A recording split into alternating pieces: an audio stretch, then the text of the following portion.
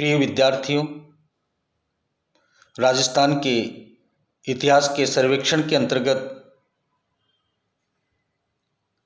BA part second में paper second में मैं आपको आज एक नए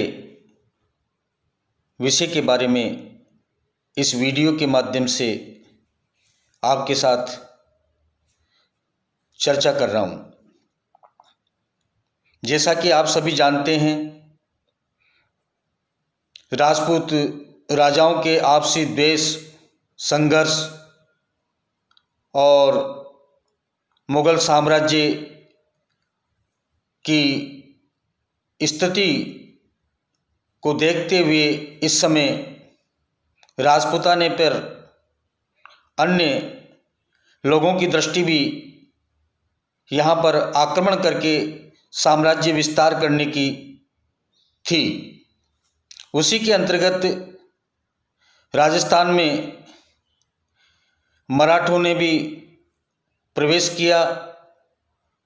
अब राजस्थान में या राजपूताने में मराठों के अतिक्रमण या मराठों के प्रवेश के क्या कारण थे, उन कारणों की आज हम आपके साथ चर्चा कर रहे हैं। मराठा आक्रमण का जो पहला प्रमुख कारण था राजस्थान में प्रवेश करने का, वो था मुगल साम्राज्य का पतन। औरंगजेब की मृत्यु के पश्चात मुगल साम्राज्य पतनोन्मुख हो गया और देश में केंद्रीय सत्ता का अस्तित्व समाप्त हो गया। अब राजपूत राजाओं के आपसी संघर्ष तथा उत्तराधिकारी विवाद बढ़ने लगे। इससे मराठों को राजस्थान में हस्तक्षेप करने का अवसर मिल गया। दूसरा जो कारण माना जाता है राजस्थान में मराठों के प्रवेश का, वो है मराठों की विस्तारवादी नीति। पेशवा बाजीराव प्रथम के नेतृत्व में मराठों ने मालवा, गुजरात तथा बुंदेलखंड में मराठों की प्रभुता स्थापित कर दी। उसके प्रयत्नों से राजस्थान में भी मराठा शक्ति का प्रसार हुआ। तीसरा जो कारण है वो है मराठों की धन लोलुपता। जब मराठों को मालवा तथा गुजरात में चौथ व सरदेशमुखी वसूल करने का अधिकार मिल गया, तो उन्होंने राजस्थान में भी लूटमार की नीति का अनुसरण किया। चौथा जो कारण है वो है पेशवा बाजीराव प्रथम की महत्वाकांक्षा। पेशवा बाजीराव प्रथम ने विस्तारवादी नीति अपनाते हुए मालवा, गुजरात तथा बुंदेलखंड में मराठों की प्रभुता स्थापित कर दी। इसके बाद उसने राजस्थान में भी मराठा शक्ति का प्रसार करने का निश्चय किया। पांचवा जो कारण माना जाता है राजस्थान में मराठों के प्रवेश का, वो है मराठों की आर्थिक दयनीय दशा। मराठों का जो आर्थिक पहलू था वो काफ़ी कमज़ोर हो गया था और उनकी आर्थिक दयनीय दशा के कारण यहाँ पर उन्होंने आक्रमण करने का निश्चय किया।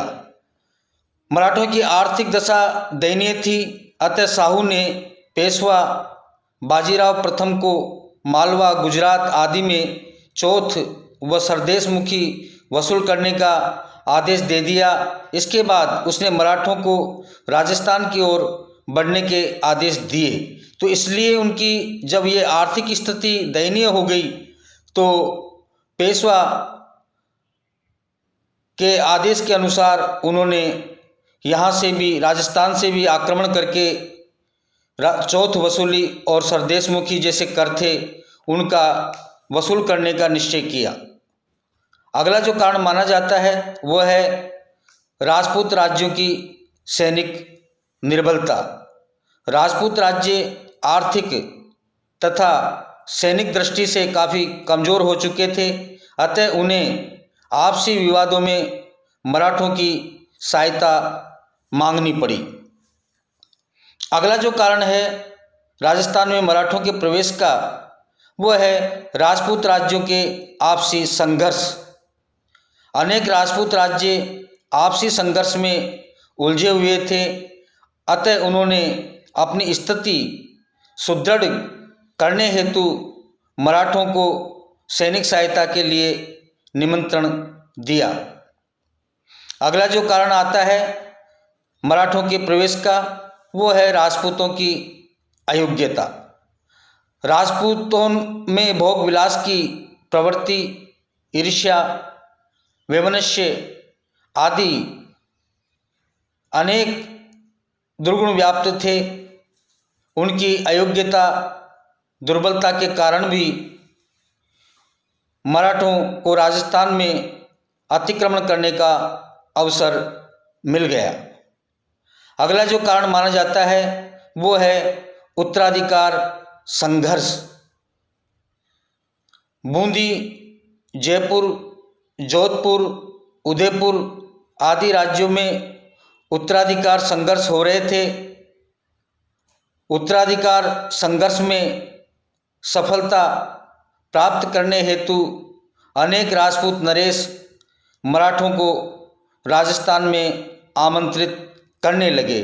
तो इस प्रकार से उत्तराधिकार संघर्ष को लेकर भी राजपूत राजाओं ने अपना स्थान राजगद्दी के प्राप्त करने के लिए मराठों को उकसाया, उनकी सहायता प्राप्त की और आपसी फूट का उन्होंने उनको पूरा अवसर दिया।